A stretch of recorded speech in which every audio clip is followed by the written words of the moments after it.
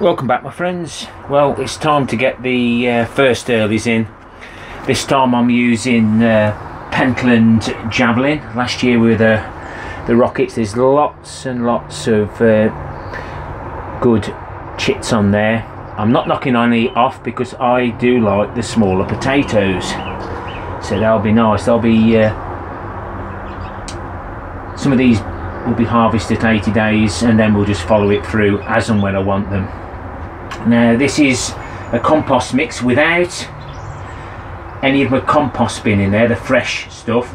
So this is the old potato compost off the side of the road, etc. And I've added some of my magic mix, the liquid plant food. Let it saturate. That's been in there now for about 4 days. We're in the greenhouse, so they'll be slightly protected, and I'm going to add a handful of Cotswold dust, 3 mil down to dust basically. It's from the garden at home when I actually got rid of the dust out of the Cotswold chickens, and when I had a good handful of log ashes. We always add the log ashes at the last minute because they're the actual goodness is better while it's dry. I don't know why, because we end up watering them. Give them a good mix. I'm adding nothing else. None of this is actually cost me anything. None of the materials. All the compost is my own, recycled. I may have bought it years ago.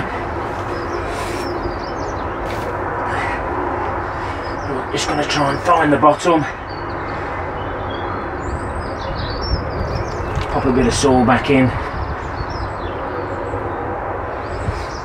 and then we're just going to cover them over.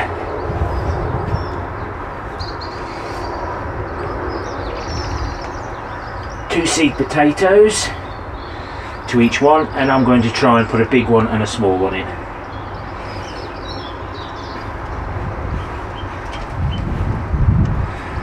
A little bit of room there just to top them up, but these are like an air pot. They do dry out. But hopefully we'll get a decent crop out of here. I can always top them up if I need be. So I'll get on with this and get the rest done. Well, that didn't take long. So the actual idea of the Cotswold stone is to add the minerals, trace elements. The log ashes are absolutely brilliant at keeping slugs away, and we've got the potash value. This hasn't cost me anything. I'll get these for nothing, the compost for nothing, log ashes are my own. That's come out of the garden. It isn't quantity, it'll be quality. No chemicals, no fertilisers, no artificial fertilisers other than, well, they're not artificial fertilisers, the liquid plant foods, they're natural. So we'll see how they do on the first reveal in 80 days. And the beast from the east is coming again this weekend, but we've got to start getting stuff in. We're 3 weeks late this year. Well, I'm 3 weeks late planting my first earlies. So in the greenhouse, I have noticed this compost did not freeze when we had those really cold temperatures. So in the greenhouse, in the middle here, I'm hoping they'll be okay.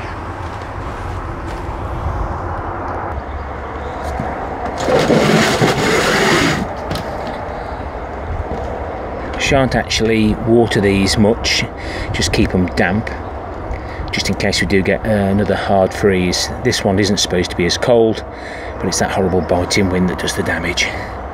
Let's move on to the potato tower challenge. That'll be hashtag potato challenge. It's a challenge that me and Alex has put out.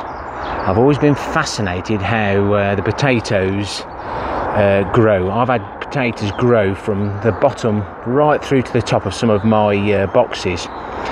So that's about 5 foot tall. I think it has to be more than a metre, and we just keep topping the potatoes up as high as we can, and then see what sort of crop we get from one single potato. My choice of potato is going to be shop bought, like a baking spud, so we'll see how they do. It's only got those few chits there, nothing elsewhere. We'll keep them on, we'll get them planted in there using, for now, a bucket full of compost bin. Now it's a good way of finishing your compost off by using potatoes.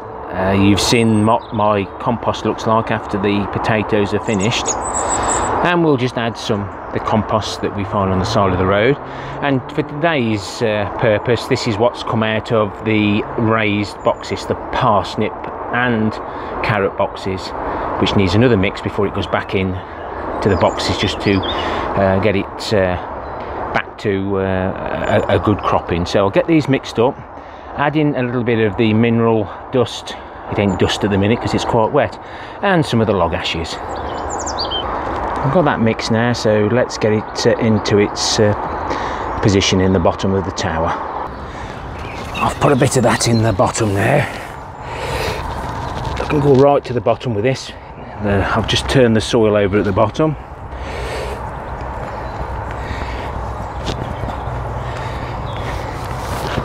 Don't need to compact the soil because the potatoes need somewhere to go. We'll wait until the potato shows itself, and then we'll just keep topping it up. I will put the extra ring on to protect it.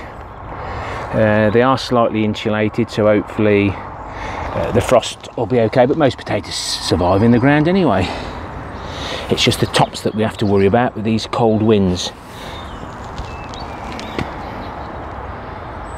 Again, I'm not going to be spending any money on this. I suppose I did buy the potato, but it just meant I went without tea. So we'll see how that goes. It's open to everybody and anyone. Please let us know if you will want to take part. It'll be #PotatoTowerChallenge. The hashtag will be in the comments. Please use it if you upload a video. That way everybody else that clicks onto #PotatoTowerChallenge will see your videos also. And it's a good way of getting new subscribers to have a look at your channel to see whether they like the content. And like Simon says from 50 Shades of Green, always have a look in the comments on my channel to see if there's anybody there that's got a channel that's worth watching, and please subscribe to them. My people who comment support me greatly, and I really do appreciate it. Happy gardening to you all. Let's hope this spring does come a lot earlier than they say. When the sun comes out it's nice, but when that wind starts blowing it does make you feel like winter's never going to end. Till next time, ta-ra for now. Before I forget, pop over to Alex's channel.